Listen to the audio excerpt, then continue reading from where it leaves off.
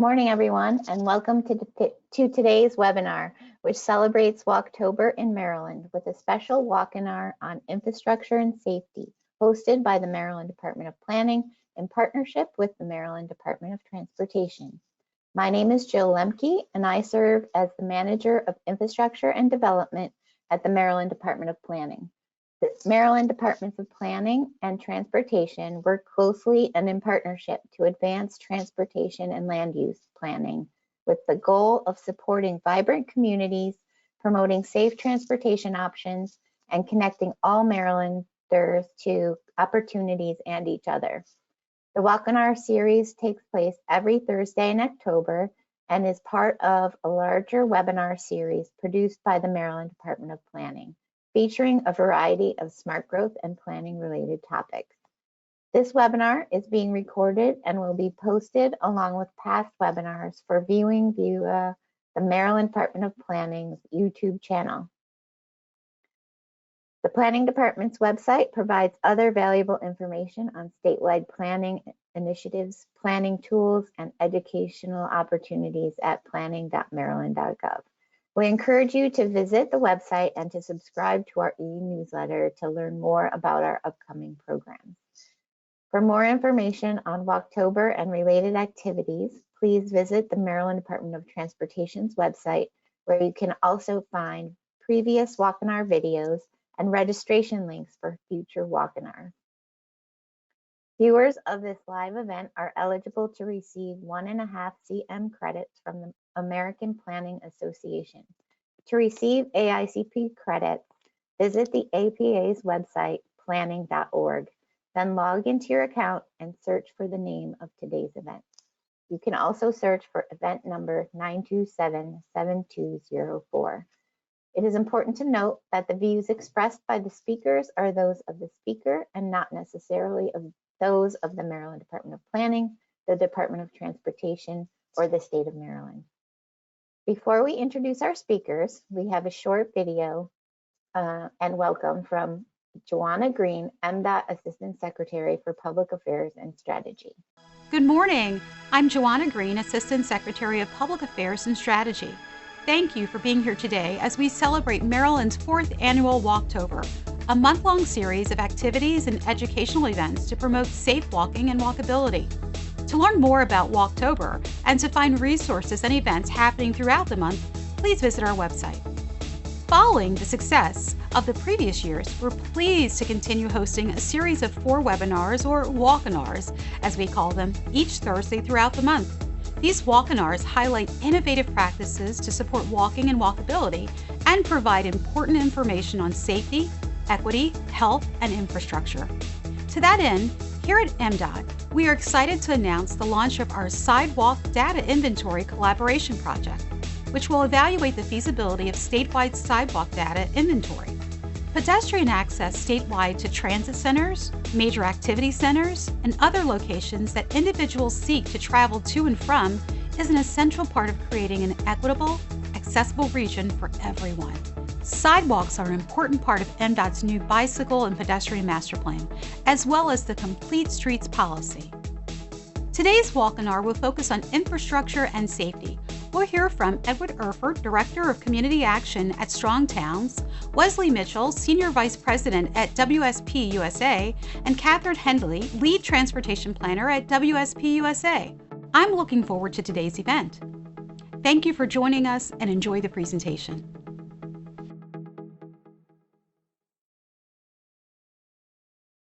Thank you, Assistant Secretary Green. And now it is my pleasure to introduce our speakers. Edward Erfurt is the Director of Community Action at Strong Towns.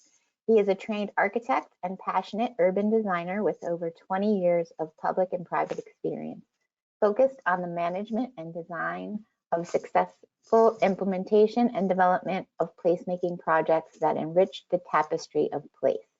He believes in community-focused processes that are founded on diverse viewpoints, equity, and are guided by time-tested traditional town planning principles and development patterns that result in sustainable growth that creates the community character embraced by the communities he serves.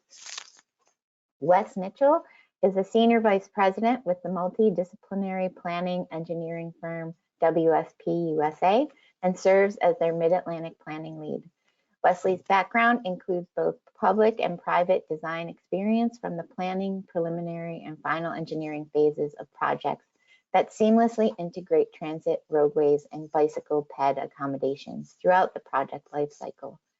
Wes has over 20 years of experience as a project manager, transportation planner, and public outreach specialist for a multitude of large and small scale transportation projects throughout the region. He is well-versed in developing innovative and cost-effective solutions to transportation issues that consistently embrace balanced multimodal complete street principles and transportation land use linkages, especially as it relates to Vision Zero and improved pedestrian safety and accessibility. Kathryn Hendley is a transportation planner with WSP USA based in Baltimore, Maryland, and served as Deputy Project Manager for the Druid Park Lake Drive Complete Streets Feasibility Study. She has a wide range of experience planning for complete streets, transit, and bicycle infrastructure projects in the Central Maryland region and has led several successful federal grant applications to fund multimodal transportation projects. As a pedestrian and cyclist herself, she is passionate about planning and designing safe, connected, and accessible active transportation infrastructure to create more vibrant cities. Following their presentations, our presenters will answer as many questions as time permits. You can submit a question for the speakers at any time by using the question tools located in the control panel on the right side of your screen. If you have administrative or technical questions, please use the chat function. And with that, I'll turn it over to Edward Erfurt. Welcome, Edward, and thank you for joining us today.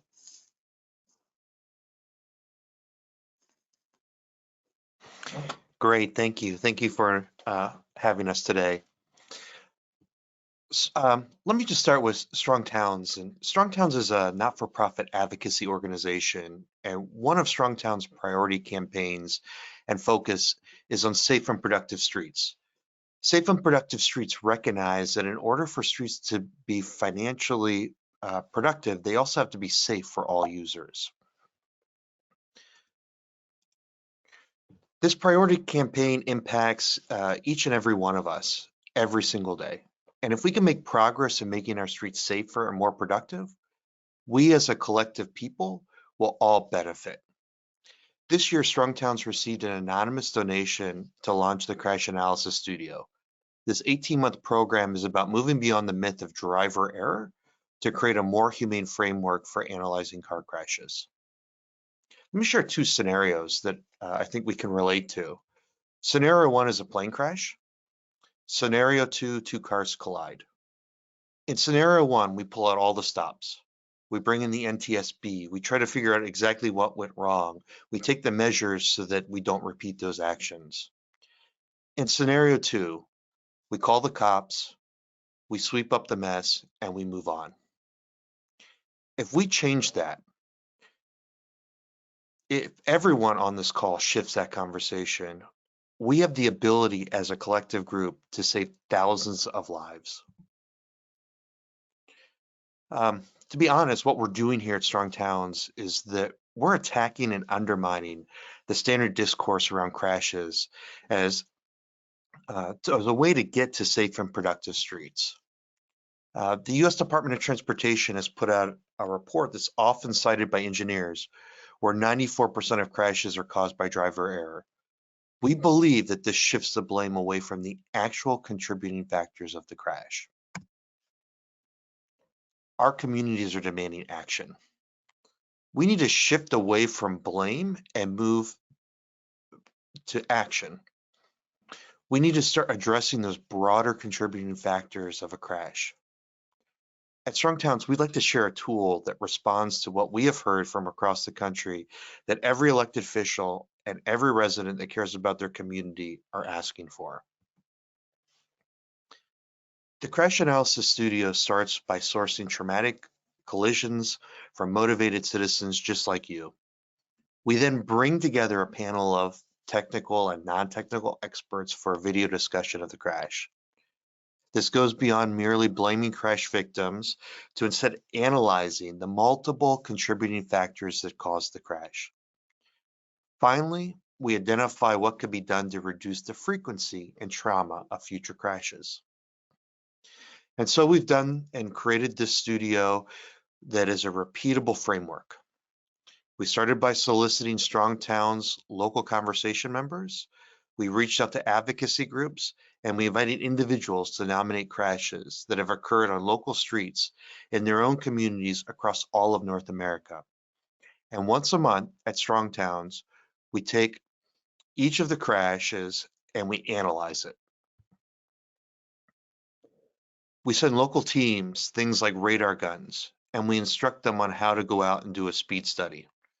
We ask them to take photos and do street section measurements and obtain documents like crash reports. We connect with and bring in technical experts such as engineers and urban designers, along with non-technical experts such as residents and business owners who are experts of their own location. These local experts from the neighborhood are people who routinely drive, walk, and bike and experience these areas firsthand. They know these conditions and these locations because this is their community. We put together and we hold a crash studio and we look at all the different factors that went into contributing to crash. The studio goes beyond just merely who made a mistake to how does this overall environment affect the outcome. The idea here is to model a different way of analyzing crashes. We put out a report which analyzes all the factors identified in the studio. We then list them and provide short-term and mid-term and long-term actions that could be taken to address these contributing factors. This is a direct response for cities that, frankly, are fed up with the current approach of blame and are prepared to improve their built environment. We've led studios for crashes in Maryland, where roadway design that was claimed to be a complete street resulted in the death of a pedestrian. We identified 8 immediate steps that could be taken by the city to address these contributing factors. Such things as removing duplicate and overlapping signage, adding paint, installing bollards, all of which could be implemented today, if not as early as this afternoon. The studio in Richmond, Virginia is a tragic situation where a highway runs through a college campus. There are 8 immediate steps that could be taken by the city or the university to address those contributing factors. Immediately first steps with cones and paint or temporary barriers could be mobilized by the university or city today.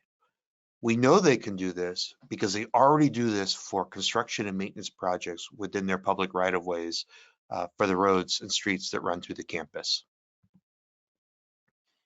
We're also holding studios for crashes in Canada. In Braden, the studio identified 5 immediate steps the city could take to address the contributing factors. Things such as changing yield signs to stop signs, extending curb lines with paint, using temporary bollards to protect bike lanes or to narrow the street. All of these could be installed today by the city, and all of these materials are resources the city has on the shelf in their streets department today. We're doing this because the mandated approach is not working. As a profession, we lack the urgency to address the dangers within our streets. At Strong Towns, we share with our members and through our advocacy a 4-step process for public engagement. The Crash Analysis Studio documents contributing factors in each of these crashes. These are humble observations from local experts. As transportation professionals, municipal staff, and elected officials, we need to ask ourselves, what is the next smallest thing we can do to address that struggle right now? And we need to do that, and we need to repeat that process. The next smallest step does not take 18 months and 6 public meetings. It doesn't require millions of dollars of federal grants. It doesn't require lots of money and time to organize community meetings, to ask people's opinions. We do not have to hire a team of transportation engineers. We don't have to complete extensive reports, and we don't have to wait for permission from a higher agency. The next smallest step is something that's going to look more like paint, cones, and straw bales.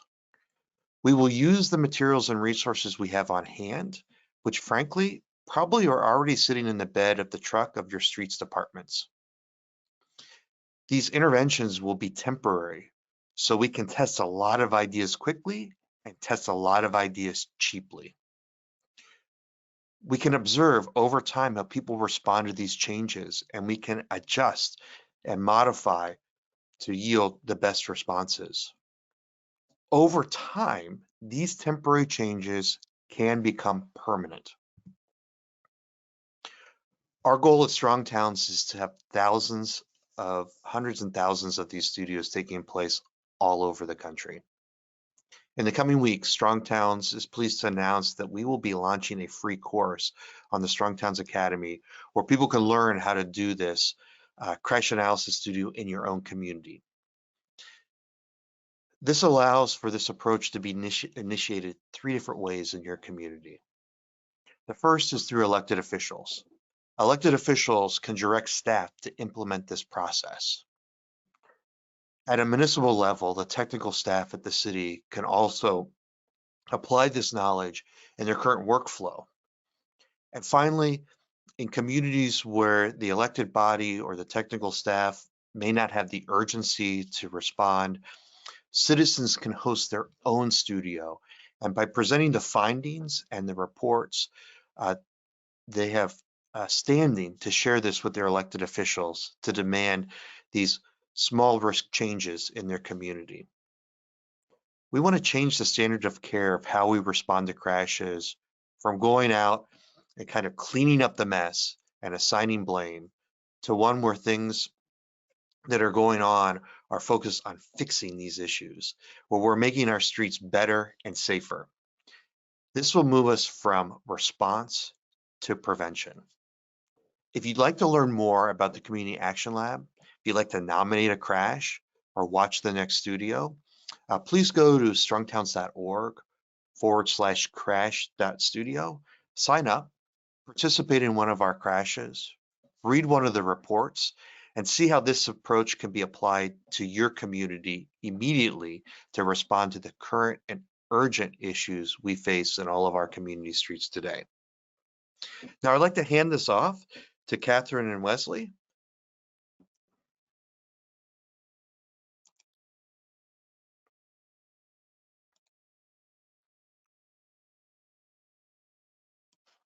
Hey, well, thank you, Ed.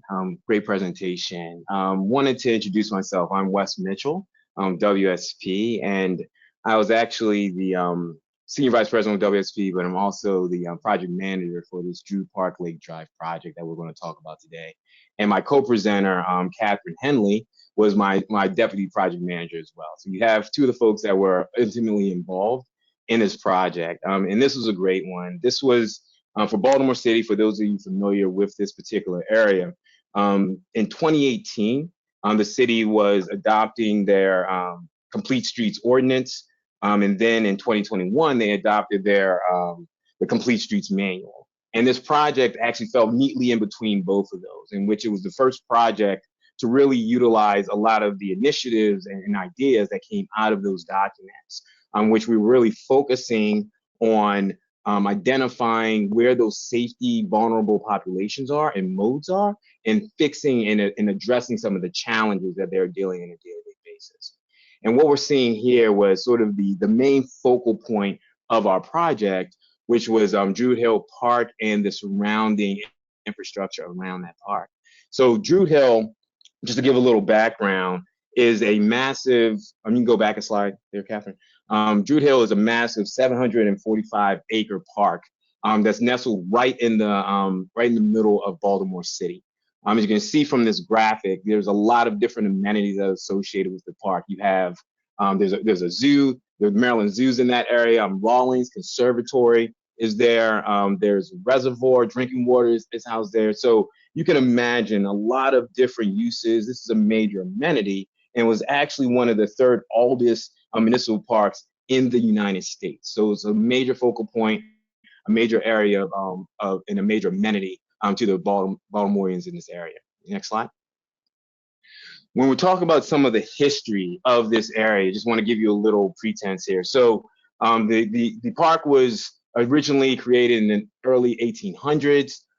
You can imagine this was an area to be, if you will, right? This was an area where a lot of the affluent Baltimoreans would come to. So that's where you may have your doctors, your lawyers, your premier educators would house here, because it was relatively short commute from this area down to the downtown area where a lot of them worked.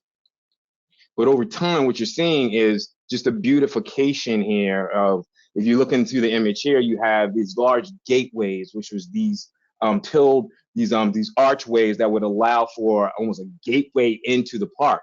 And then adjacent to this was a lot of the communities, one of which was Walkinar Terrace, in which you're seeing these large, 3-story beautiful row homes that were a lot of these folks were the primary inhabitants. But over time, what we were seeing is, as many large cities grow, they change, right? And you're starting to see sort of that racial divide that was starting to occur as we're starting to move into the early 1930s.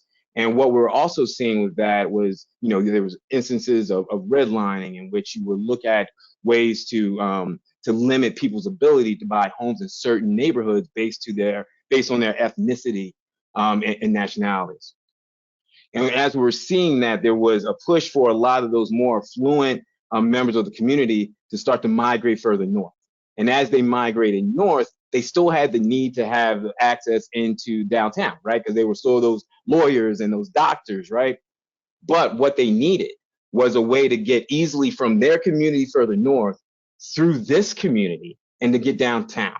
And therefore, in the 1950s, they actually created what was the Druid Park Lake Drive, which was a major principal arterial, which is almost a highway type of system nestled into this urban environment.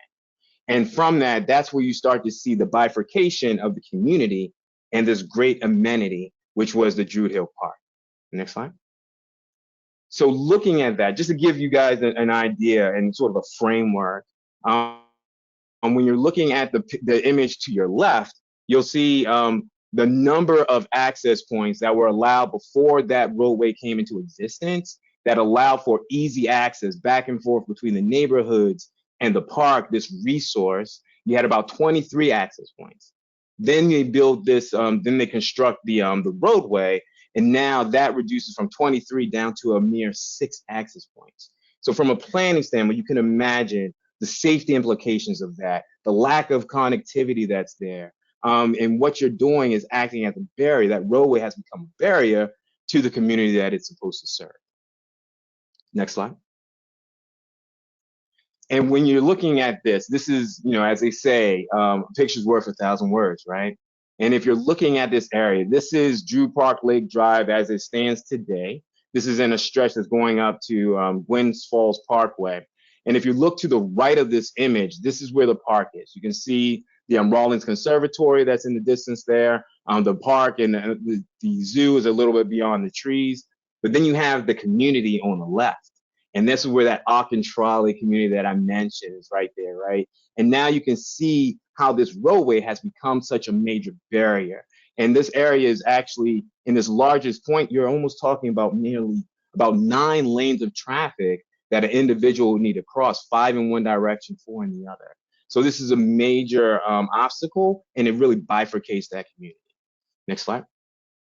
And this is just another image, just give you a feel for the autocentric view of this community. As you can imagine, you see how all of these roadways are intersecting and moving.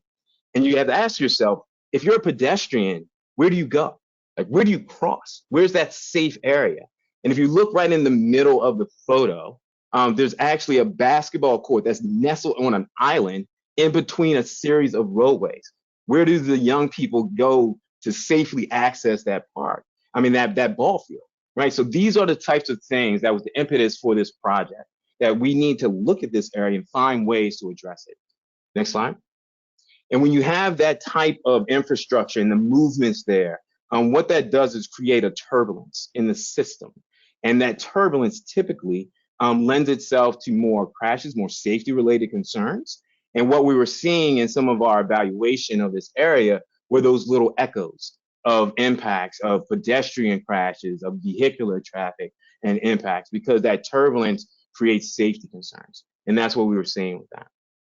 Next slide, please. And when you have that more auto-centric view into your transportation infrastructure, those other more vulnerable, safety vulnerable populations and modes become second nature. So when you're looking at images like this, like for instance here, poorly delineated crosswalks. Next slide.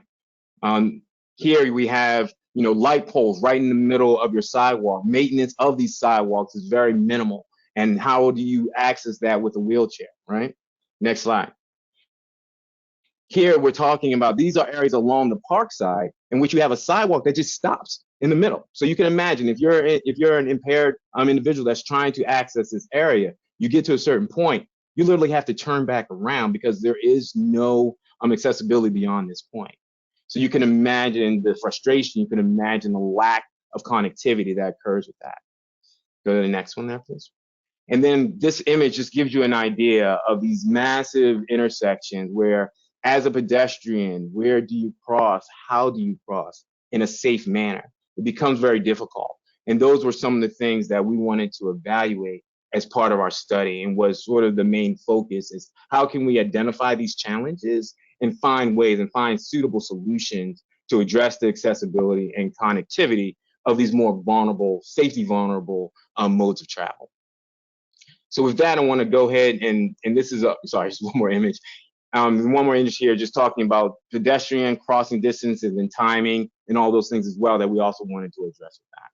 And now I want to go ahead and turn it over to Kathryn Hendley. That's going to get into more of the demographic items to understand what the community surrounding this particular park and some of the people that we were working with as part of our outreach.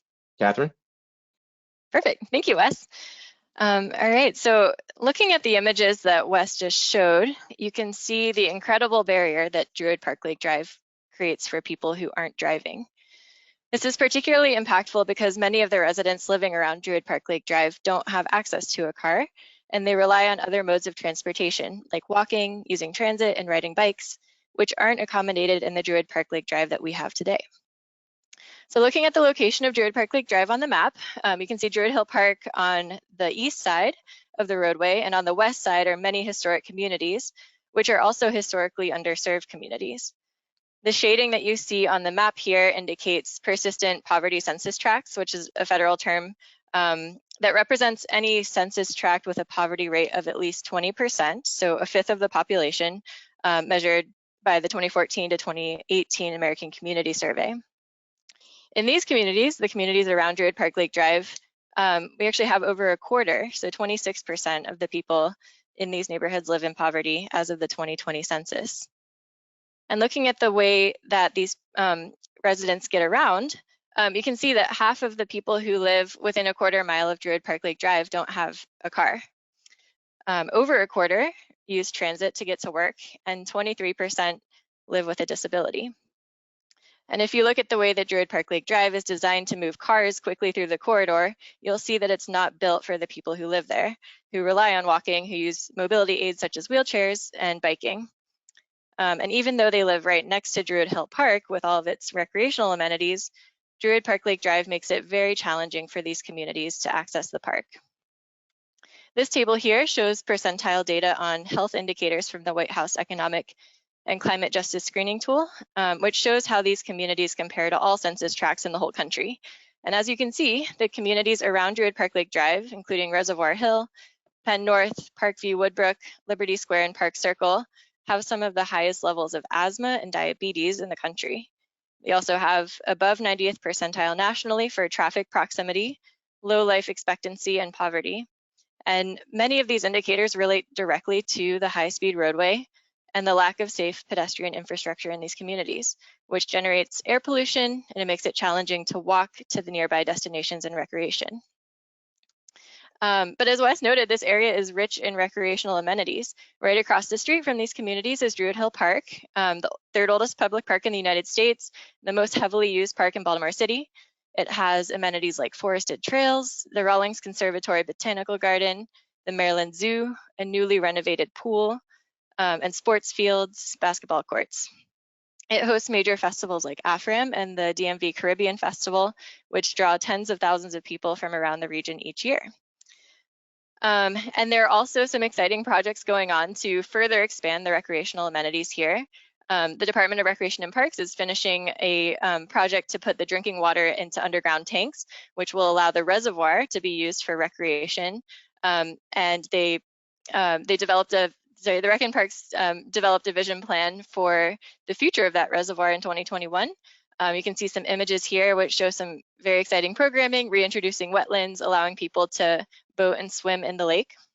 And so this will continue to be a stronger destination that will require safer pedestrian connections than what we have right now. So the Druid Park Lake Drive Complete Streets Feasibility Study looks at how we can connect these neighborhoods over to the park and create safe walking connections. Yeah. Pass it back over to Thanks, Wes. Kath.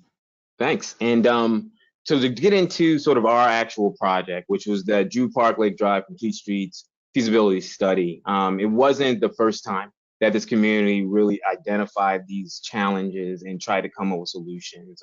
One example is the Access Project for Druid Park, which was a community-led effort that really looked at some of the same things that we went through, and we were able to use that as a good foundation to build upon for our project.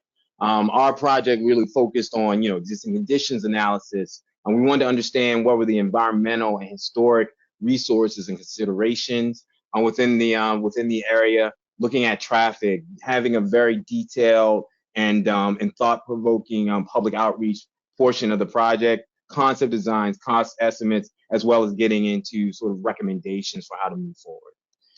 Next project. But ultimately, our project was looking at providing more of a holistic view to the public realm. Like, how are we coordinating transportation infrastructure in a meaningful way? And that was, and the basis of that approach was based on the Complete Streets Manual that was developed by the city, in which they were looking at those safe and accessible access points for all users, all ages, and all abilities. And we really took that to heart in our project development. And as part of that Complete Streets Manual, they actually came up with a modal hierarchy that really changed and sort of flipped the dynamic. Because as you saw those images earlier, you saw how that was a very auto-centric view. The main focus was to get as many cars through this area as quickly as possible with as little interruption as possible, right? And that is a change, a total paradigm shift to what we're seeing here in this modal hierarchy that really focuses on those safety vulnerable modes. So that's where you have pedestrians, cyclists, individuals using transit, getting into some of your shared mobility, and then ultimately having those single occupancy vehicles that are part of the transportation infrastructure. It just shouldn't have to be at the very tip top of that, especially from a safety vulnerability standpoint. Next slide. Part of our study, we looked at doing some initial evaluation of this data collection, working with other plans that were evaluated. We conducted a visioning exercise, both with the interagency group as well as the public, and then using that as a focus and as a data input for our concept development and then evaluation in our ultimate final report. And as I mentioned, we had a common thread of public outreach early and often throughout the overall process as well. Next slide. And coming out of our coordination and discussion, we came up with 3 different concepts that we thought would address the needs, but also address a lot of the challenges that we're up against here. So our 3 alternatives, what you're seeing here, we had we had our single occupancy, we had a hybrid that was more of, one lane in one direction, 2 in the opposite, and then we had our 2-lane version that had 2 travel lanes in each direction. But if you notice, the outer perimeter of that, the outside areas outside of the roadway infrastructure are pretty much exactly the same.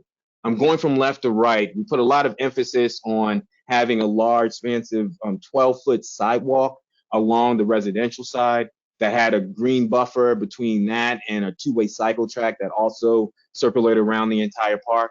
Another buffer there with before we had our travel lanes. And then when you come across on the other side of the street, there was another buffer, but we have that shared use path, a 15-foot shared use path. And this is on the park side. So we can address a lot of those issues that I mentioned where you have, you know, a light pole right in the middle of the sidewalk, or you have a sidewalk that just stops abruptly. And we wanted to address those needs to improve accessibility across the board. And then that middle buffer area allows for the lighting. It allows for stormwater management type features to coexist there. You can go to the next slide.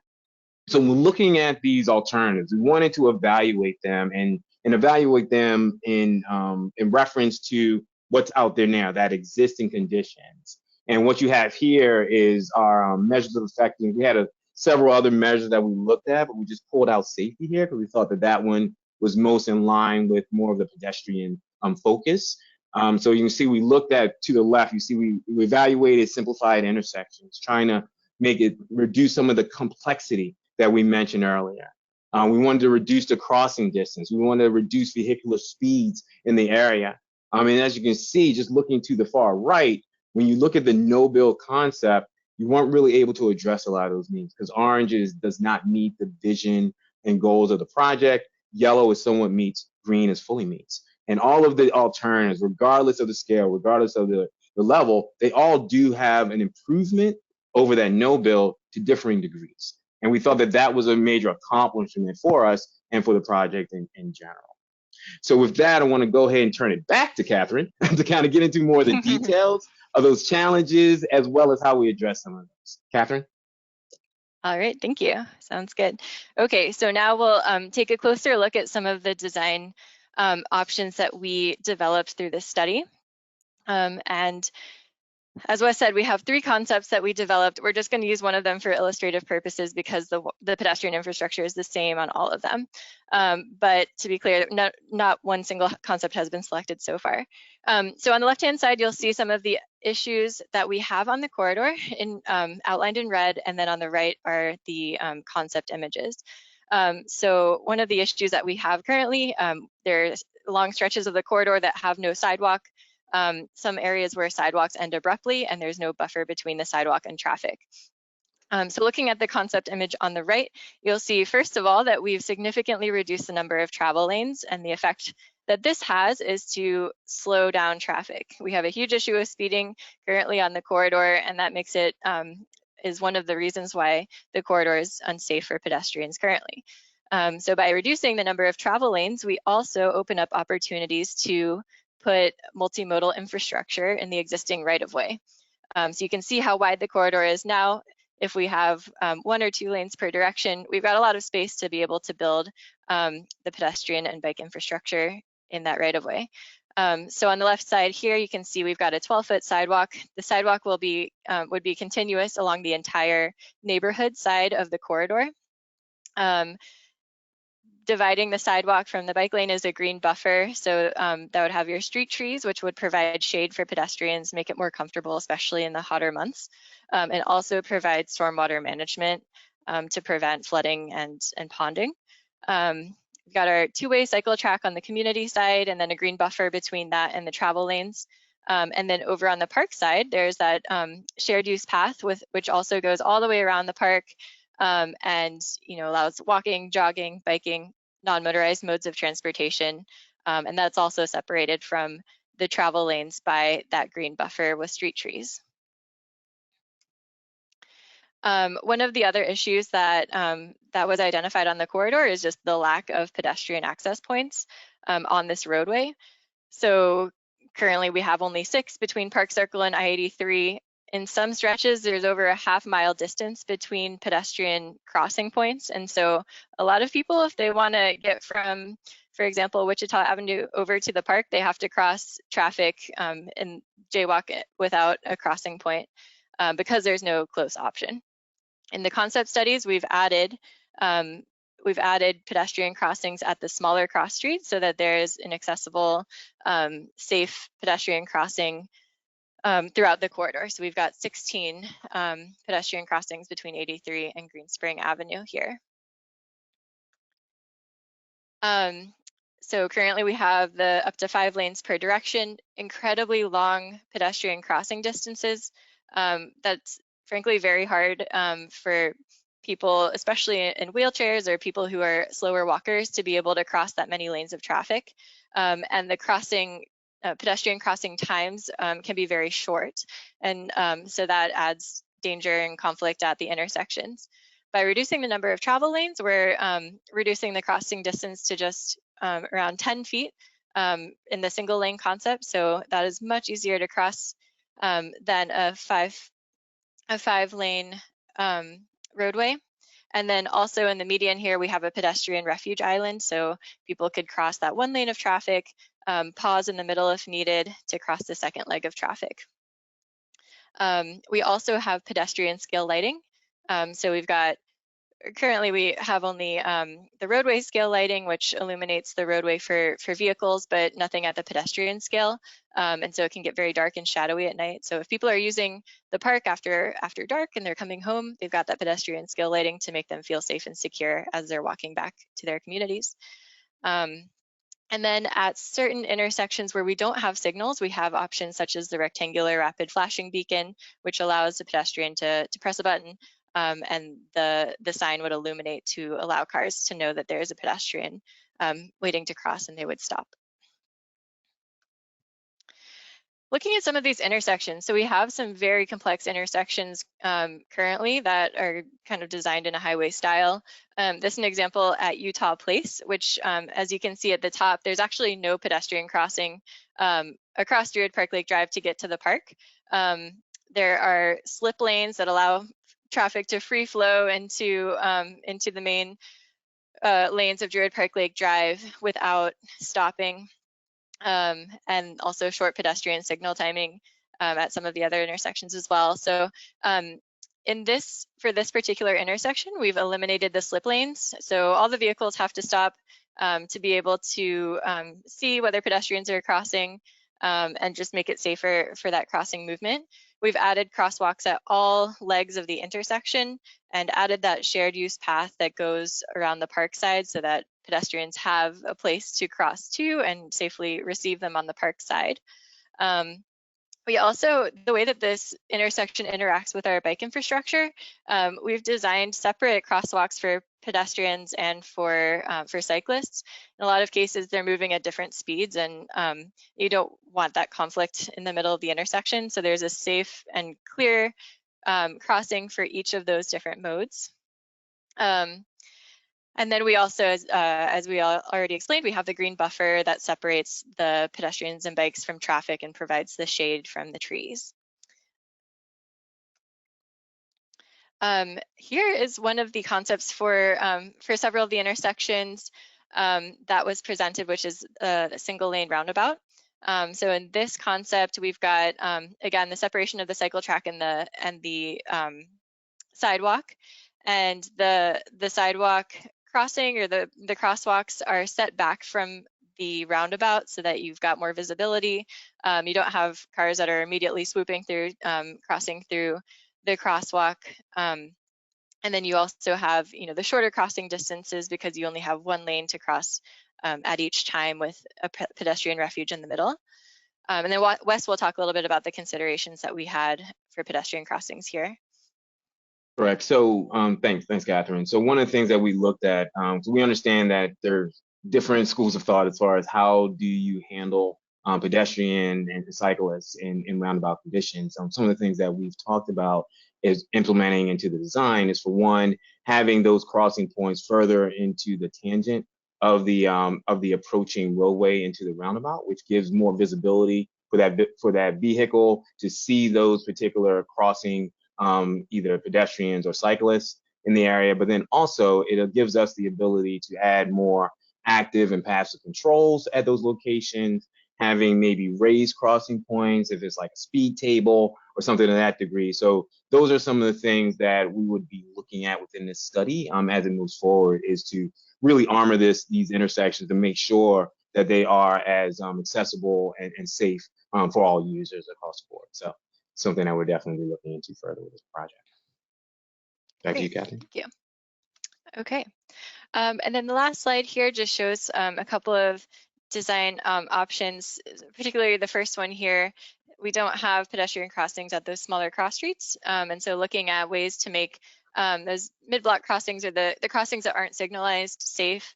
One option is raised crosswalks, which basically would slow traffic because it functions as a speed hump, but it's wider than a regular speed hump, and it's as wide as a crosswalk. And so you'd be slowing traffic with the vertically separated component, and then pedestrians would be able to cross on top of this raised crosswalk.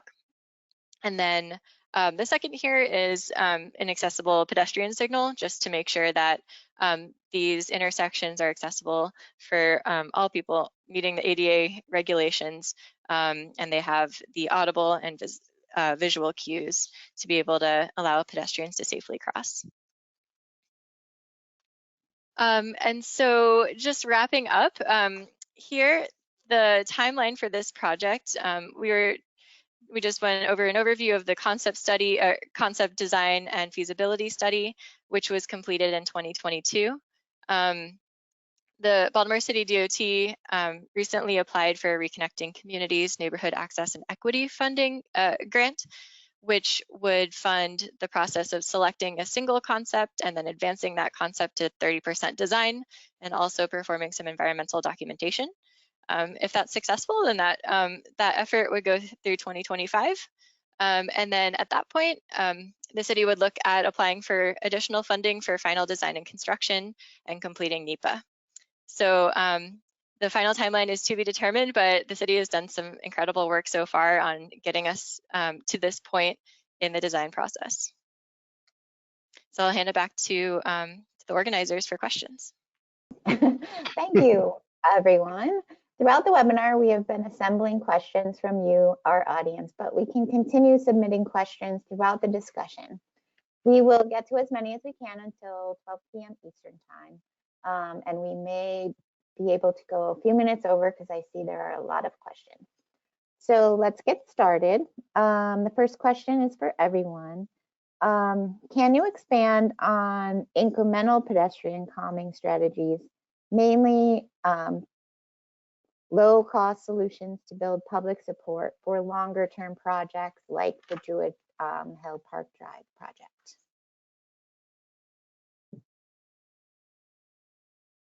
I guess I can jump in first, and then others can jump in as well. So, so for our particular group, there are a lot of things that we try to do working with the city to find low-cost solutions to do just that.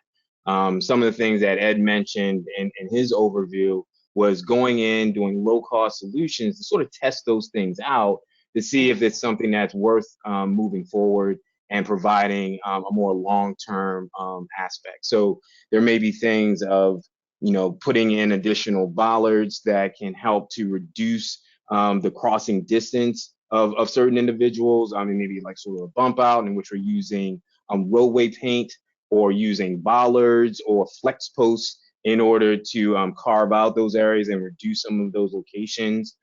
There's actual focus on looking at low-cost solutions as changing sort of one-way to two-way movements of roadway, because sometimes that can actually help with channelizing movements in a certain direction. That can also be safer for pedestrians as well. So I think working with the city, they are very keen on the idea of looking at using some of these more low-cost approaches to see what happens for the longer term. So it's something that we definitely want to look into and that we continue to work with the city on as well. I don't know if Ed or Kathryn have anything to add there. Yep. Yeah, I would expand on that. It's not just low cost, it's low risk.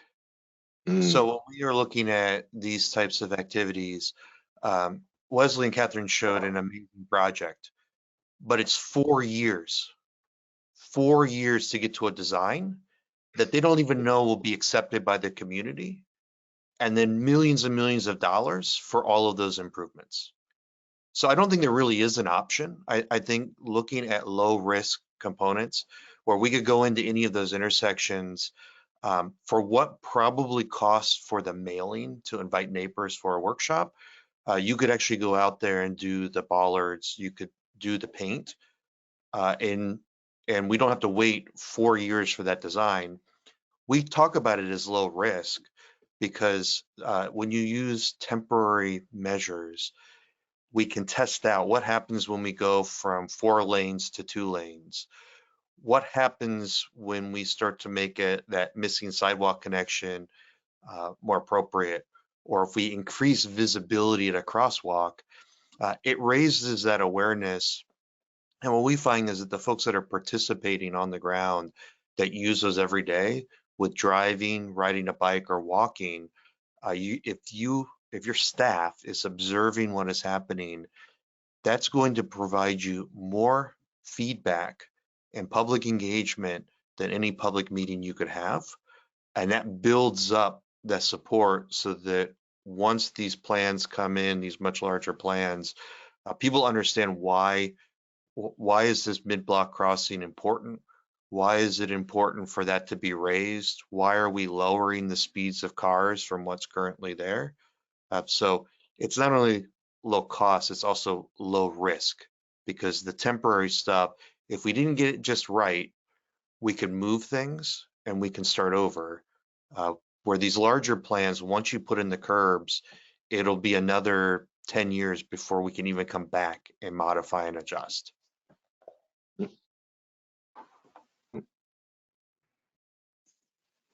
Great, thank you.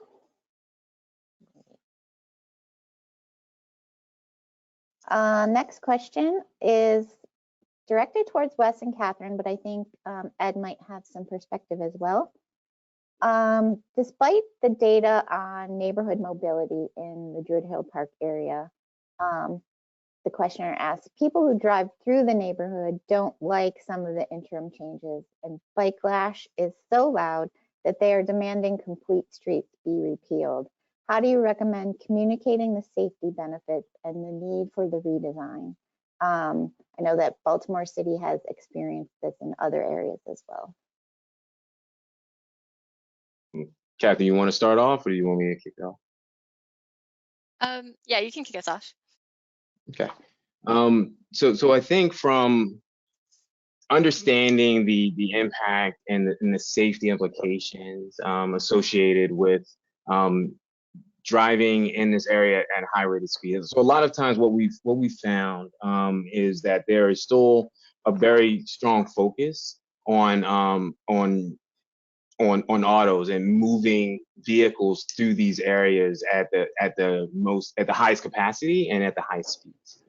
So some of the things that we did, at least on this study, is to really understand what are those trade-offs. You know, how can we reduce some of the speeds, reduce some of the capacity of the roadway, but still increase the accessibility of a lot of these other, once again, those more safety vulnerable modes of travel. So how can we look at, yes, we may have reduced your travel time, we may have increased your travel time slightly, but now we have people that have more access to the park. Now we have more mid-block crossings, and we have, you know, longer increased times at crossing. We have reduced crossing distances. We're able to give people ample time to get back and forth. So I think one of the things that we tried to do is really, when talking to the public, is frame it in the idea of what are those trade-offs. And because we wanted to put this more of a community-led effort versus an individual. So yes, you may be about 5 minutes late to work, but now you have an individual that doesn't have access to a car, that now has clearer and safer access throughout your community that we all share. So we try to bring it down to more of a community level when talking about some of those issues that people can tend to kind of get into their own little corner to talk about, versus talking to more of a larger, broader sense of we are a community, how can we all work together holistically? So those are some of the ways that we try to address it in some of our communications with the public. I know, Kathryn, did you have anything to add on to that? Yeah, no, I think that's a great point. And also, making sure that the outreach is really broad. I think in a lot of cases we hear a lot just from the drivers, and maybe they're the ones who are going to the public meetings. But one thing we did a lot in our public outreach for this project is we had pop-ups in the community. We just walked around the community asking for people's input. And a lot of the people who wouldn't necessarily go to the meetings are the ones who want to be able to walk to the park. Maybe they use a wheelchair and they can't currently get to the park safely. And we heard a lot of these comments from people who they desperately want to be able to walk over there. There are kids who can't cross the street because it's too unsafe. And they're the ones that we're not really getting the perspectives of at the public meeting, but who, ultimately we're designing for the safety of all these users. So making sure that we're accurately reflecting what the public wants and not just listening, necessarily to only the driver. Yeah, I think to build on that, we've got to, change. We admittedly have to say change is tough. But as designers, people working in the cities, we need to really think about who we're designing these roadways for. Right now, the driver expectation in that project is like so many other cities. I think many people can relate to the formula of a wide road with lots of lanes with zero obstructions is perceived as a fast road. And every one of the community action lab crash analysis studios that we've done, we've seen time and time again that no matter what the signs are posted for on those streets, we see the speeds are excessive. We can go through all the data with this to show you that on that one corridor, one traffic light will stop you and slow you down.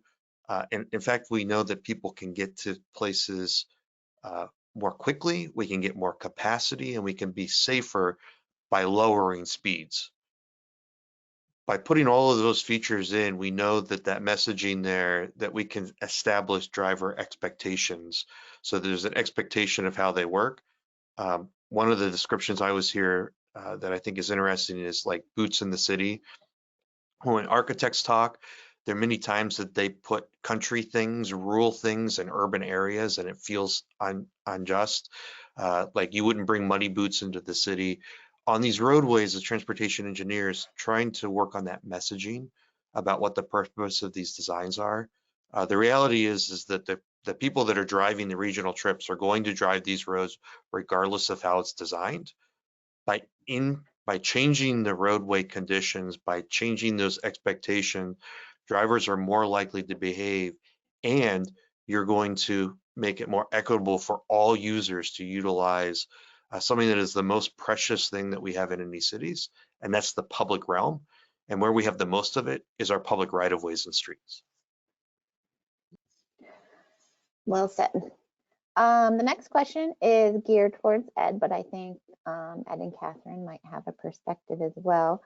There's a theme from a number of questioners about working with state DOTs and how you get buy-in. So David Cook asks, in my area, the state DOT maintains the majority of roads in the local communities, and there is a reluctance to do quick build projects from maintenance and engineering. How can advocates work with DOTs in instituting tactical urbanism style quick build projects, and are any state DOTs being productive in this area? Yes, lots of states are. And you know why they are? It's not because we're working with the Department of Transportation at the state level. We're working with the local municipalities, the cities and the counties.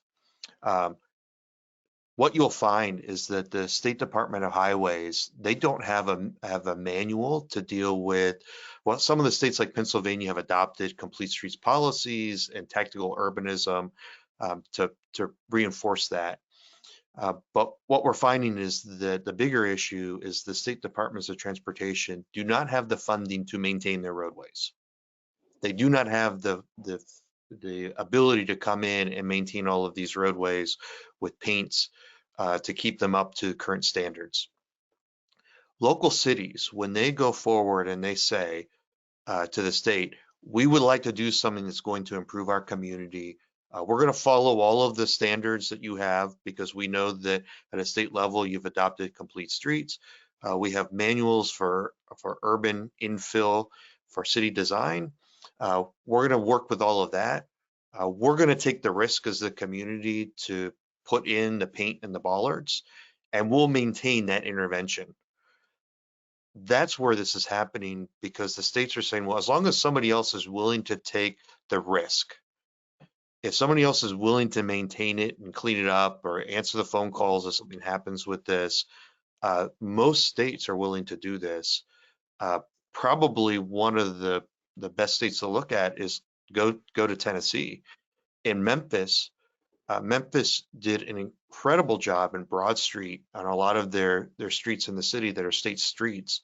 The state does not have the funding to come and maintain stuff, let alone review these things when they're in. So at a local level, they're taking over that responsibility. And I assure you, if you go to most of the cities, they're maintaining state highways that are running through their communities at a much higher level than what they lead onto, with street sweeping, with mowing, with plowing of snow, all of these things. So at a local level, that's where we would encourage you to work from the bottom up. Thanks, Ed. Wes and Kathryn, did you have anything to add? I know that Baltimore City is a little unique in that even though state highways run through the city, the state Department of Transportation does not have any maintenance responsibilities except for the toll roads. Correct. So that is the deal for like the State Highway Administration. But you do have groups like MTA, which is our transit agency within the city, that does have more access to more of the local streets within Baltimore. And they have also instituted several quick build type projects, ways to address some of the various measures called for in more of a tactical urbanism sort of approach, in which it may be, a dedicated bus lane, or it may be a bump out to allow for, they may be looking at it from a transit perspective, but it does have some other pedestrian related benefits, because you have a bump out, now you have a reduced crossing distance for a pedestrian as well, right? So there are some ways to work with, even on that DOT level, you can have that. But I agree with Ed. Reaching out to those smaller municipalities that can build that into their annual budgets, and working with the community to sort of help with the maintenance of some of these areas is also a great way to go to try to get some of these things on the ground.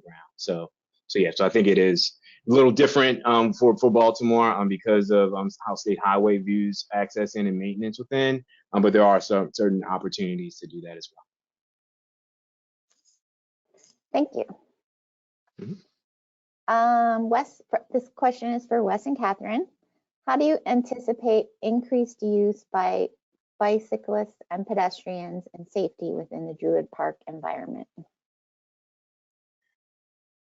I guess, and do you expect or can you predict how the project itself might influence an increase in biking and pedestrian activity? I'll start, and then Kathryn, please jump in.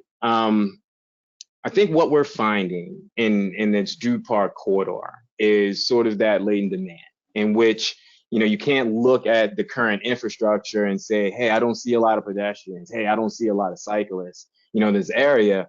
Well, you saw in some of the images. Would you want to ride your bike in some of those locations? Some of you probably are more avid cyclists, but that area, the area is not very inviting for these, once again, those more safety vulnerable populations. So why are you going to see that? So our idea here, and what we sort of promoted in as part of this project, is if you take that more holistic approach to transportation, if you look at ways of making sure that all of these different modes have a seat at the table, where they have those, you have those safe access points, you have a network that you can connect with. So now you have a two-way cycle track that allows you clear access. It's separated from those vehicular movements. You have pedestrians that now have wide sidewalk that they now can access. You have that whole shared use path on the park side. So now people are able to use that more. So now you're viewing this as an inviting environment. And now you're going to have, and because of that, that's where you can start to see some more of those increased numbers, because now they have an actual home, within this transportation infrastructure. But right now, they just don't. So I think by just creating the safety within the area, and then also creating a network outside of this area that people can connect to, I think is a way to really increase the numbers for bicycles and especially pedestrians within the area. Kathryn, please, is there anything else you want to tackle into that? I was just echoing you exactly. Yeah, I think a lot of people say, well, no one bikes over there, so why would we build bike infrastructure for them? They don't bike because there's nowhere safe to bike, or they don't walk because there are no sidewalks. The sidewalks just end. And so I think, especially as Rec and Parks is investing so much in the revitalization of the reservoir and making it a recreational amenity, we're going to have increasingly more places for people to walk and bike. And once it's safe, I'm sure a lot of people will use it. Agreed. Ed, do you know of any projects or examples where a project has been implemented that has been shown to increase activity? Yeah, I'm from my experience of working in local government, every time that I had a destination people wanted to go to next to a concentration of housing, every time we built a sidewalk, even when they said nobody would walk on it, before we could even get the safety tape down, people would end up walking on it. It's kind of a ridiculous question when you think about this, because this is the only thing, when we talk about transportation engineering, we talk about demand. And every year we assume that the car demand is going to continue to go up.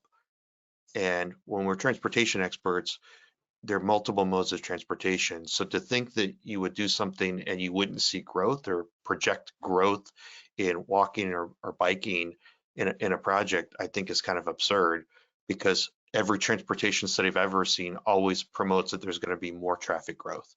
But when you have these, an incredible park, really an incredible facility next to a mixed-use neighborhood, the recipe is there.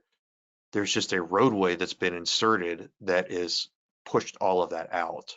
Right. So I suspect the numbers are going to be much higher, and I can just share that from my own personal experience of every time that you make the recipe so it's comfortable and inviting, and there's a destination to go to, people will use it. Great, thanks. This question is for everyone. Yvonne Price asks, do you have any advice on how to intentionally seek out input from young people within the community, particularly high school and college students? It's a great question. One way we did it, actually, this is for a different project for Mondawmin Transit Hub. There's a local organization called Parks and People that has high school interns, and there's also a high school right near that facility as well. So one thing we did for public outreach for that project is we hosted a workshop with the students there. Basically, it was very simple. We just printed out images and maps of the area and asked them to design what they think would be the ideal intersection. And it was so interesting to see them think through, like, since they're high school students, they walk as their primary mode of transportation, think through how that intersection could be designed to make it more comfortable for them. And so I think seeking out those organizations that do have after-school programs for interns, and maybe asking if you could do a workshop, or connecting with local community organizations or schools, is a really good way to do that.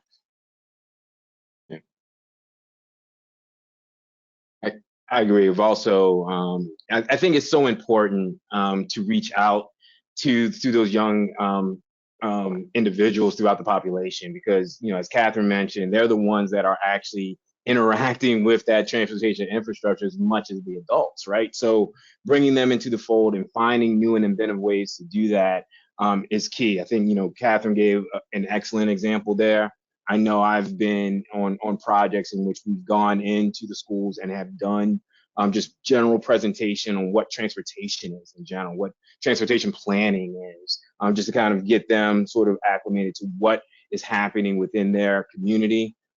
We've also worked with extremely young members of the community, maybe elementary school, in which we've gone in and we've had, I think we did one thing. We just had just sort of a comic book that we created that had different elements of safety and like how to cross. We were going into more of a construction type of element, so we had just a little coloring book that had different ways to be safe within this area. So as they're going through, they understand sort of what those aspects are. So I think the idea is to try to hit all different levels within the community, and that's from elementary school all the way through high school into adulthood, and finding ways to kind of do that and bring them into the fold as much as possible and explain to them what is happening in their community. And as Kathryn mentioned, finding ways to engage them in a thoughtful way that they can actually provide some ideas and concepts themselves, and that gets buy-in for those young people as well. So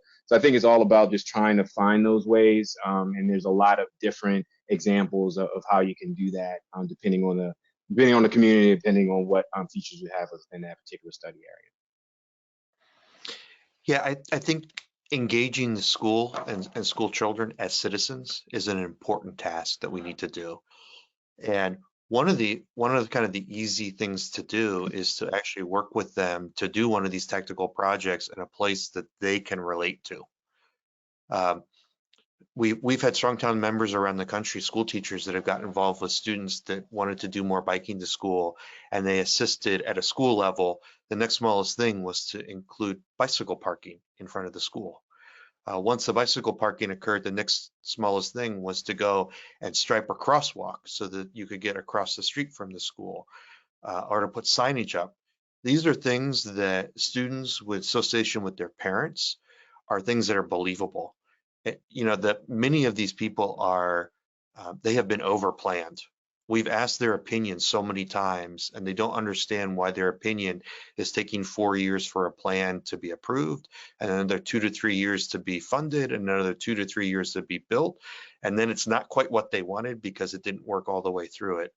So working with students and their parents as citizens, allowing them to do some tactical things, allowing them to empower them to take action. This is how you get them engaged and they can understand these components, because it builds what they're doing right at their school. It builds up that believability and trust that they can continue to do these things throughout their community.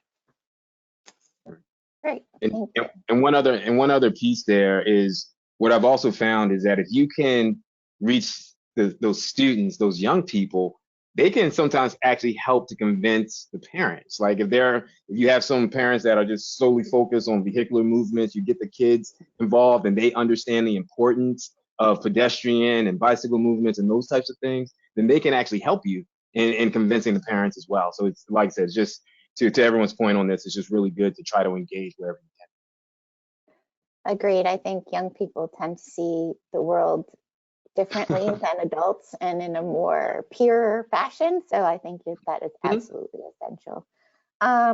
There's another theme running throughout some of the questions about the role of transit and how transit can be utilized to help reduce demand for single occupancy vehicles and commuters going through neighborhoods like the Druid Park neighborhood. How can we support transit, and how does Complete Streets address sort of the need to balance transit with vehicles as well as pedestrian and bike safety? That's for everybody, so jump right in. Good deal. At least on this project, we really tried to look at all of those different factors, right? We wanted to evaluate pedestrian, wanted to evaluate cyclists, want to evaluate vehicular movements, including transit.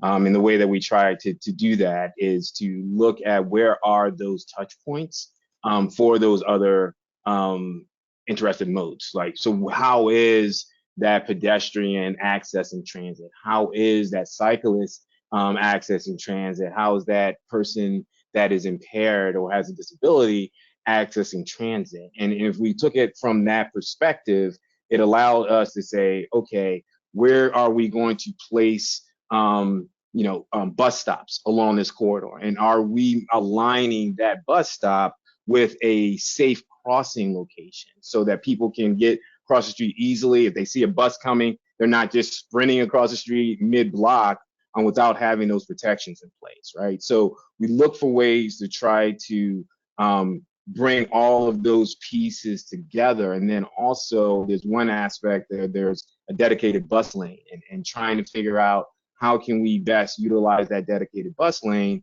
to facilitate movements for pedestrians and cyclists as well. So maybe we are implementing, like some bump outs there or queue jump areas or what have you, that maybe more so like the bump outs to allow for the more ease in transit accessibility, but also finding ways to address some of the challenges that we're also dealing with from a pedestrian accessibility. So we look for ways to just try to think through transit holistically to say, how can we make sure all of these different pieces are coming together in a very consistent manner is some of the things that we did on our project. I don't know if Ed or Kathryn have anything to add on that. Yeah, I mean, I think it's a really difficult ask for a regional trip commuter to all of a sudden go to a local bus system. But when we look at how we're utilizing transit in these areas, being responsive to the users. So actually having the operators, having the people that sit on your transit board, having the folks that are doing the transit mapping, actually riding the buses is important. Looking at where the stops are, we just did a crash analysis studio in Charlotte, North Carolina. People ride the bus, but the stops are not connected to any destination. They're lined up to help allow for the speed of cars through a corridor. So really making sure they're at destination points and interacting with those riders. You can increase the folks that are on ridership when you start to make it a convenience item for them to utilize. So being responsive to that is really important, and being unafraid to make changes and modify much more rapidly than we normally do for transit planning. If the stop is not in the right place, if it's not a safe place, we shouldn't be afraid to move it. We shouldn't be afraid to add comfort items. Chattanooga Urbanist Society, they're installing benches at every single bus stop in Chattanooga to increase the comfort level so people can wait for a bus and not have to stand there leaning against a pole. These are things as a community we can do to enhance that mobility on the ground. Right. All right. And I think, oh, Go ahead, Kathryn. Okay. Yeah, I just think the complete streets model is such an important way to increase transit ridership too, because you do need those first and last mile connections by people walking and biking, and making sure that it's a continuous system for all of those modes so that people can access the transit stop. Great, thank you. The next question is for Ed. Can the Strong Towns Crash Studio tools be used to analyze the risks in roadway intersection designs without a crash example before the tragedy occurs? I sure hope so. I think most of the folks that are probably interested in this talk today could go to an intersection and we know it's dangerous. We can identify things. We just know the recipe is there.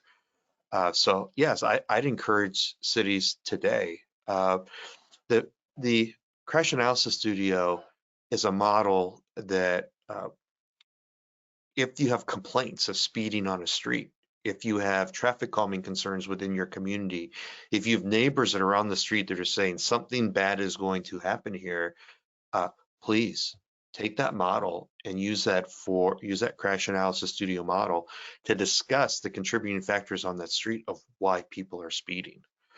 And the whole idea of this is that let's get preventative measures on the ground started so we can prevent this from happening. Our purpose of the studio of focusing on crashes is that we can actually show you real time. We don't have to make it up. We can show you all of the things that are contributing, that are resulting to a highly tragic situation, many of which I would like to think are preventable with some minor modifications. So yeah, I would encourage communities to sit there, use this model for an intersection, describe what those contributing factors are that would lead to that condition, and then figure out what the next smallest thing is you can do as a preventative measure, changing the physical environment to raise awareness so that it is a safer condition. Great, thank you. The next question is sort of a lead on to that response. In Denver, the installation of protective bollards has been quite controversial, and drivers and neighborhood residents have been opposed to them in part because of the aesthetics of the bollards. Are there other low cost or low risk options?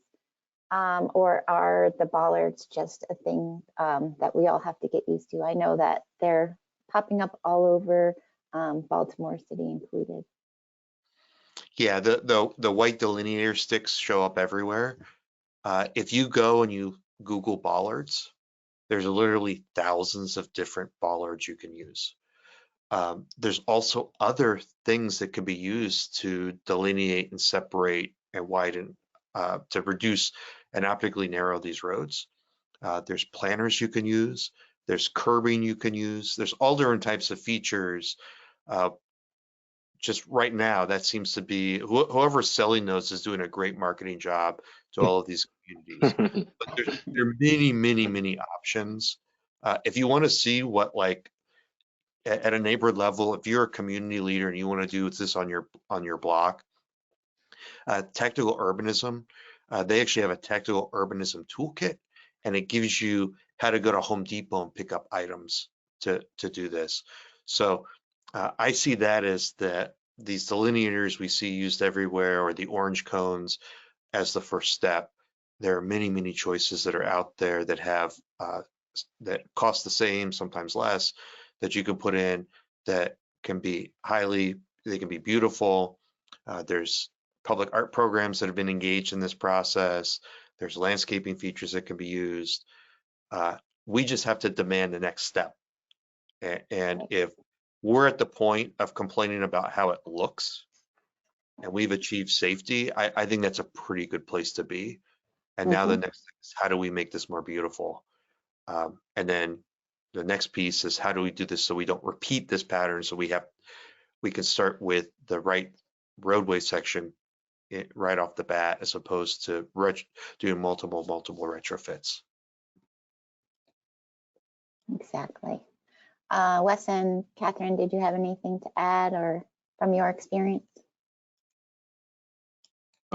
No, I think that it hit it. I mean, there's a lot of options there. A lot of times it takes having more conversations with some of those municipalities that talk about some of those options, because, you know, as he mentioned, you know, those white flex posts are on the shelf, right? They can just pull them and put them in, and they get damaged, and you pull them off again. So I think communities that want to see a change, working with those municipalities to come up with other solutions that are more aesthetically pleasing to their community, I think is definitely what it is. Great, thank you. And this sort of segues into another theme that's running through the questions.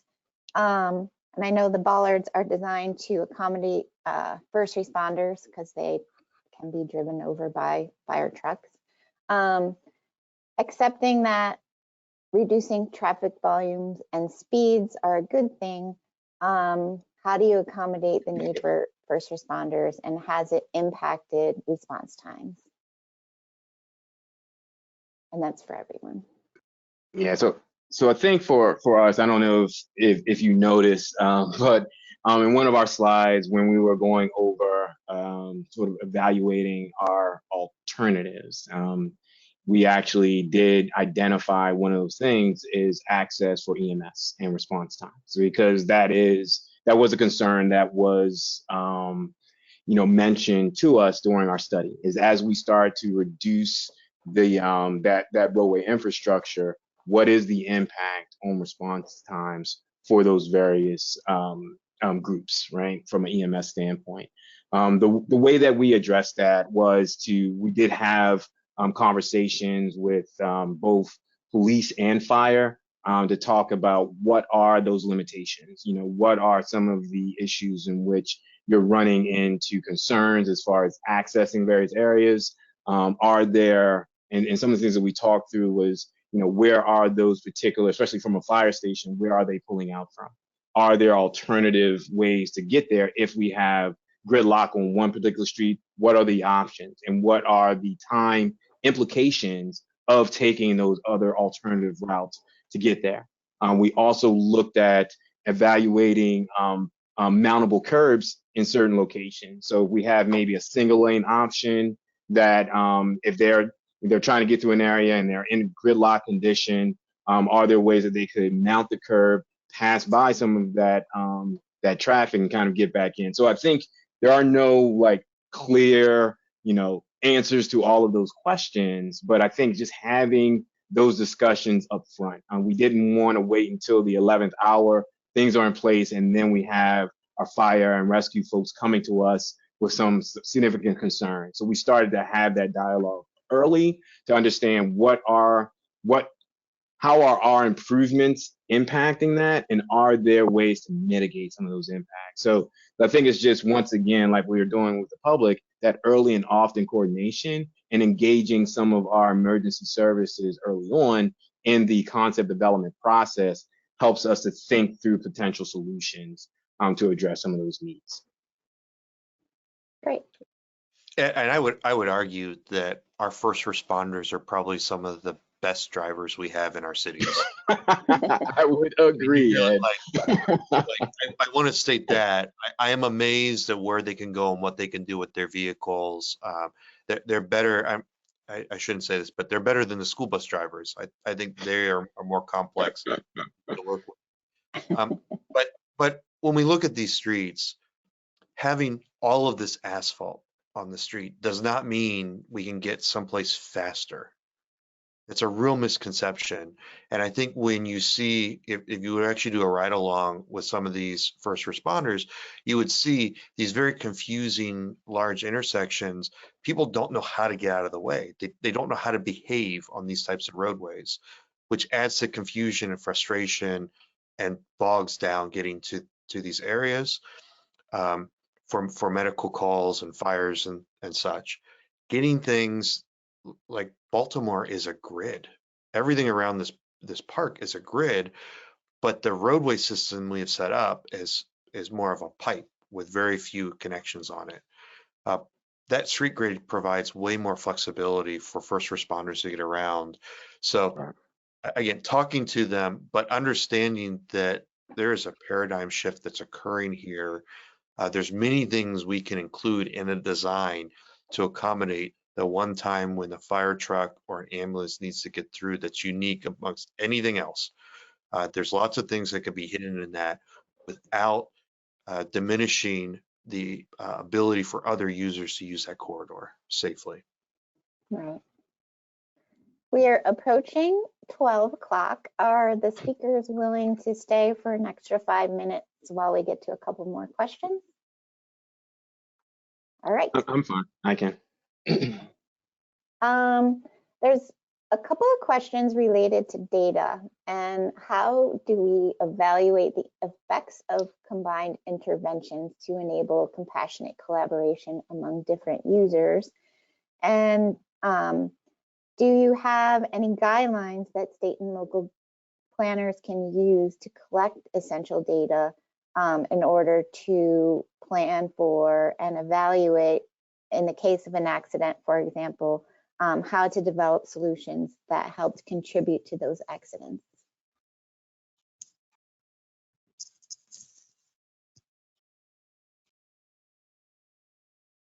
Well, I think from a Strong Town side, yeah, you could go out there and put up doodads and do a lot of calculations and measure all the things out. What we frankly found is that by observing, doing the humble observations and stepping back and looking at the things that contributed to that, We can glean a lot more and a lot more quickly through that type of analysis of observation. And we all know we don't want to repeat that, so we need to change the formula. I mean, that's the approach we would say. We don't want to get bogged down in a lot of data. We can get a whole lot of numbers, and they're all going to tell us it's an unsafe condition. I don't think we need to justify that with numbers when we can observe it on the ground. And if we can observe it on the ground with folks that are actually that live there, they're real users of this, and pair them up with the technical expertise we have at our local municipalities, we can all agree that we need to make a modification without having to go through an extensive study and data collection. Great. Thank you.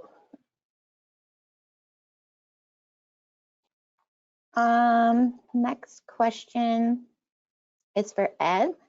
Can you discuss how local communities can access local experts to get safety studies that may not rise to the level of studio assessment? How to get local people involved? What we've done is we've knocked on doors. So I think it's more, how do you get transportation experts and safety experts involved? I could tell, yeah, how to get them involved. If somebody's interested in doing a crash analysis studio, I would be more happy to review that for a nomination for one of our studios. I can tell you in every community we've worked in, we have had a list longer than seats available of transportation professionals from around the country that feel that this is an important calling and are willing to dedicate a few hours for this type of exercise. Transportation engineers are everywhere. Urban designers are everywhere.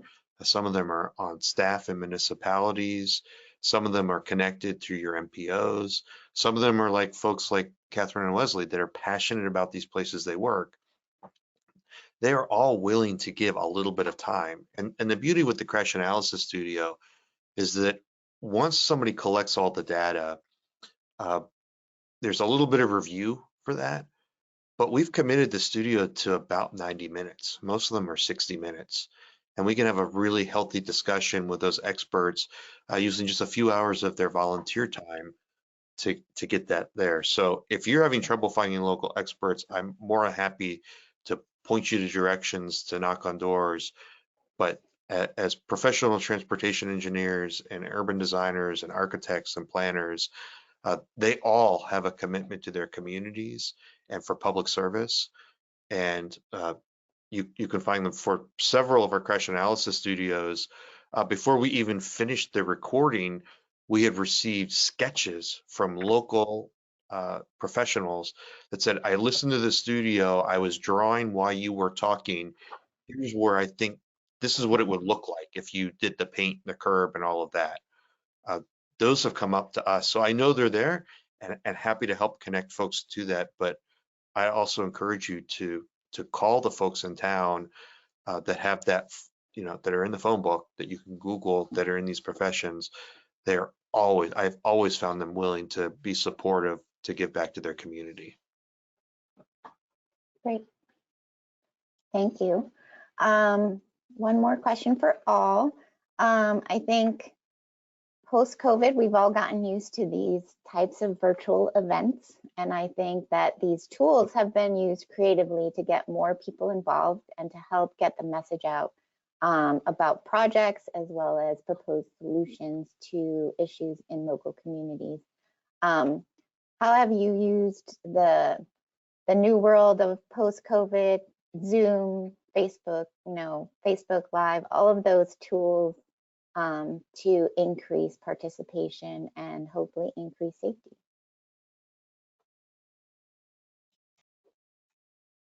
I guess we can jump on here. So if you pay attention to the timeline of our study, we were pretty much right in the midst of the pandemic. We were doing a lot of our outreach, so we had to rely on sort of virtual engagement opportunities because we really didn't even have the option to meet people in person in a lot of situations. Towards the tail end, we were able to do a little bit more of that, but even that was more of a hybrid meeting because we wanted to respect people's comfort levels and safety concerns, right? So we, from the very beginning, really had to lean heavily on using that virtual space. So some of the things that we did as part of our group is we used some of the like a virtual whiteboard in which we were able to have a public meeting all virtually that people could actually weigh in on different things that we were asking and talking about as part of our presentation. You know, they have like almost like a virtual post-it that they could put up. We allowed them to sort of do voting through that, in which we were able to see how people were, how they focus on those different areas. Did they like this? Did they not like that? Almost like a dot exercise, but virtually. So we were able to do that. We did that a couple times, both with our interagency group. We also did that with our local community. We did use Zoom for presentations that allowed us to be able to not so much control the message, but to be able to allow us to bring people in and out, so we can almost kind of keep the grandstanding to a minimum, because as I'm sure a lot of people on this call, if you've done public meetings, sometimes the grandstanding can sort of take away the focus of the meeting. So we did allow for that communication. We did allow for equal back and forth communication within the meeting, but we also had limitations in there to make sure that the larger group had an opportunity to speak and didn't feel like they were being sort of overrun by one or two individuals. So we had to be very thoughtful in the way that we did that to make sure that we allowed for as much access as possible. We did have, we also, for our particular project, we created a virtual meeting in which was similar to an open house, in which you would be able to go in virtually and click on boards, leave comments. We had a video, and you had the opportunity to put a video there. So it's almost as if someone is physically walking through an open house as you're going around. We had a little board set up on the screen where you would go through almost like you're in a public meeting and be able to see a lot of the display information, the concepts that we're providing, the text boards, like I said, similar as if you were actually in person. So we did try to really dive in there. With that said, though, we had to also be very mindful of that digital divide, right? And we had to figure ways to try to still have more of that paper copies, getting that out, getting those surveys out to the public, to make sure that individuals that may not be as comfortable in that digital space, that they would still have the ability to communicate with us in a thoughtful manner. So we try to really layer in a lot of those types of digital outreach approaches because, especially for us in the pandemic, but it also gave us some really good tools to use depending on the situation, depending on the project. But we felt very comfortable with doing them in a way that was actually useful and like I said, very thought-provoking for both our study team as well as the public that was attending the meeting. So those are some of the things that we did on our end. I don't know, Kathryn, did I miss anything in some of those? No, I think you covered everything, but I agree that it is very important to pair the online with the on the ground at the same time, because you do miss a lot of people if you're only online, especially people who are older or the kids that we want to be able to engage. And so I think like our study, we very conscientiously had people going in the communities to farmers markets, community events and things like that where it was possible during COVID to make sure that we didn't miss anybody. And from Strong Towns, we're an advocacy media organization. So we do live in this environment. And one of the advantages as a community leader, it's really easy for you to get a thought leader that can share ideas with you, to spend the time to jump on a webinar. They can be anywhere in the world and can zoom into your town. Our local conversations across the country are doing this, where they're having webinars in social environments to share ideas. So if I'm an activist on the ground, if I'm a citizen that's trying to shift the conversation, this is a very powerful tool, not only to connect with your own community, but also inviting others in that have experienced this or can share stories with you. So leveraging that, many folks will, again, jump on for a hour video conference or webinar type situation to share some ideas with you and have a conversation that otherwise you would have to pay a fortune for just travel for somebody to get there. So really leverage that if you're in a community, even some of the small towns. It's a great way to leverage to get new ideas and thoughts shared in the community. Right. Thank you so much. I think we're gonna move to our final question and give everyone an opportunity to give some final thoughts. During past webinars, I have asked the question, how do you remain optimistic? So in your closing remarks, if you could talk about that a little bit. And someone also asked how to, what do we do about the slow pace of change as these conversations have been going on for many decades now. So I'm asking for your closing remarks as well as some hope for the future. Well, I can start off with the closing remarks because the slow pace of change, let me start with that. My challenge to a person that would ask that question is that you clearly have identified an issue with your community. What is the next smallest thing you can do?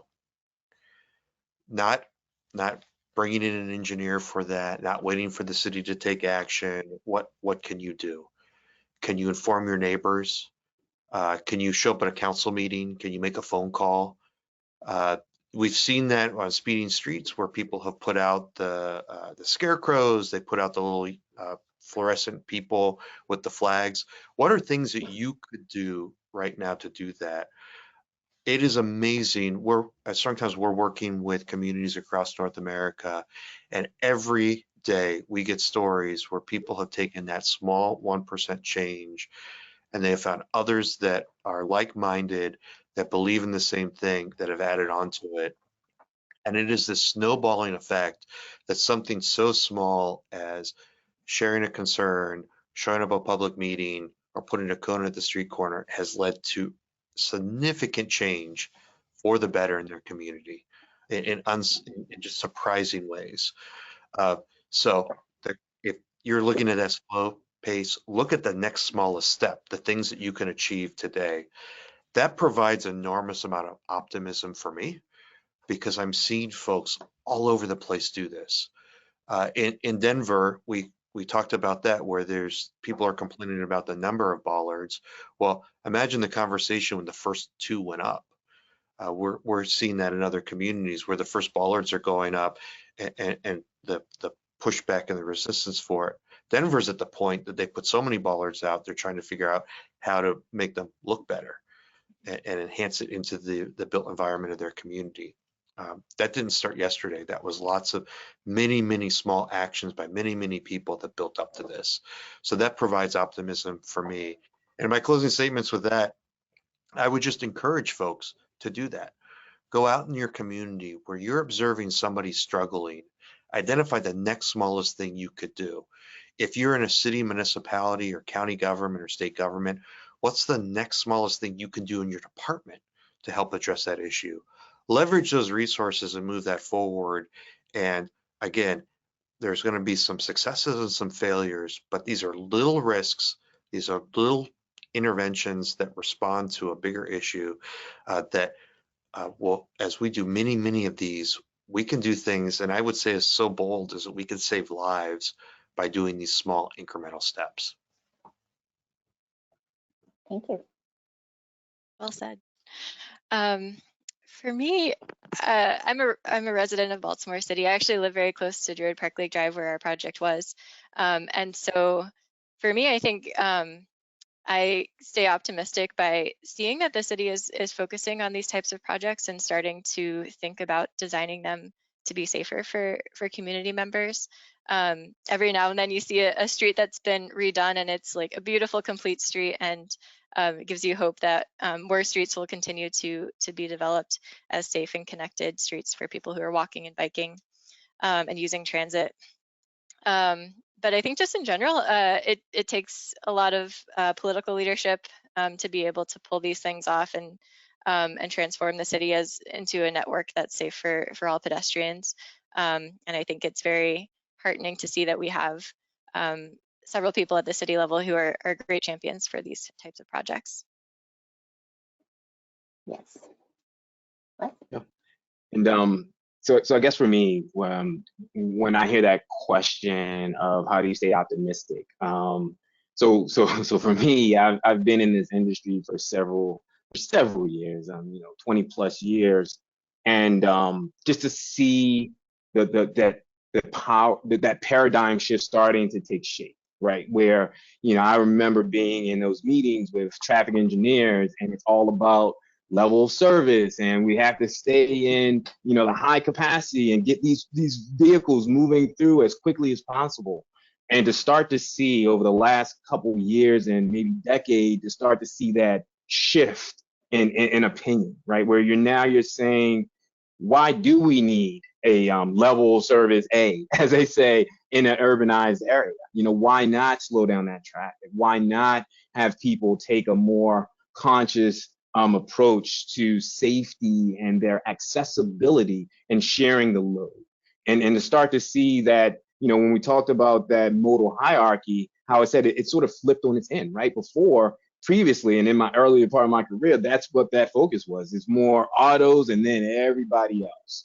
And now to see that change in which they're really focusing on those individuals that need that infrastructure most and the safe infrastructure most, is very, it's something that keeps me very optimistic about the future of transportation. And we still have a long way to go. Don't get me wrong, but we're taking very positive steps in that direction, and we're starting to see a change in the way people view that. So that's what keeps me very motivated, and the fact that when we're talking about how do you make those changes, it's a slow process. I think both Ed and Kathryn made some very excellent points of you need those politicians for that longer term vision, but there are things that you can do on a grassroots effort that can also make a difference. And if you're using some of those tactical urbanism approaches, that can help to say, hey, if you take this travel lane and convert it to X, that is something that's not going to just totally shut down the world. It's not a bad idea. And that can help some of those politicians, give them a soft place to land. So now they feel comfortable pushing for those activities to put a more permanent solution in. So I think all of those things have to work together, and they have to be part of the ultimate decision-making process and the ultimate vision for how we move some of these things forward. Great, thank you so much. And with that, this concludes our second 2023 Walkinar. I would like to offer our deepest gratitude to Edward, Wes, and Kathryn for their presentations and for such an engaging discussion. Thank you to everyone who attended today, and to John Coleman, who helped make the event run smoothly. The complete recording of today's webinar will be posted online, and when you exit today's webinar, you will be asked to participate in a short evaluation. Please take a few moments to provide your feedback so we can improve the webinar experience. All attendees will also receive an email that will contain a link to personalized certificates of participation that can be used to claim other continuing education credits. Keep an eye on your email inbox for details on future webinars, including our next Walktober webinar next Thursday at 10:30 a.m. Eastern Time.